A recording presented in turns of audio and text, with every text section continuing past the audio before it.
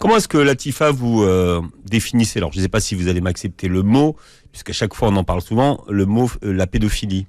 Ce mot est utilisé d'une façon erronée dans la mesure où la pédophilie est assimilée, même par les médias, aux actes, aux délits. Or, moi-même, je considérais un pédophile comme un agresseur sexuel et un délinquant.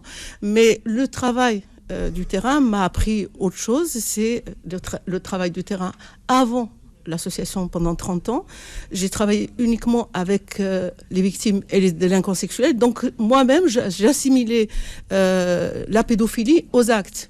Mais lorsque j'ai créé l'association sur le conseil et les encouragements du maire de ma ville, j'ai surtout ciblé les personnes qui ne sont jamais passées à l'acte, dans la mesure où j'ai eu unanimement le sentiment de tous ceux qui sont passés à l'acte, c'est le manque d'écoute, le manque d'aide. Oui, c'est ce que vous dites, c'est qu'en fait, finalement, la prévention, c'est d'être là avant qu'il y ait justement cette agression, ce passage à l'acte. Ouais. Mais qui concerne aussi les hétérosexuels. Il y a quand même des femmes qui sont agressées. On ne considère pas tous les hétérosexuels comme des agresseurs potentiels. Donc c'est ce que j'ai appris après la création de l'Ange Bleu. Moi, j'ai ciblé ceux qui ne sont jamais passés à l'acte. Ben, vous les appelez comment ? Alors, des agresseurs. D'ailleurs, quand je suis arrivée, quand j'ai créé l'association, je me suis rapprochée des psychiatres qui prennent en charge les délinquants sexuels. Et tous aussi disaient un pédophile, un transgresseur.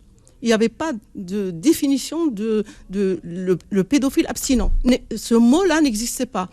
Et lorsque j'ai créé donc, cette antenne, voilà, moi, ma permanence d'écoute, pour attirer les pédophiles abstinents, puisque tous me disaient, si j'avais trouvé une aide, tous ceux qui sont passés à l'acte me disaient à l'unanimité, si j'avais trouvé la même aide, la même empathie, la même écoute, je ne serais jamais passée à l'acte. Donc, à mon sens, moi qui suis une ancienne victime d'abus sexuels, pour éviter des abus sexuels auxquels j'ai été confrontée pendant plus de 8 ans, il fallait écouter cette population, mais la population qui demande de l'aide.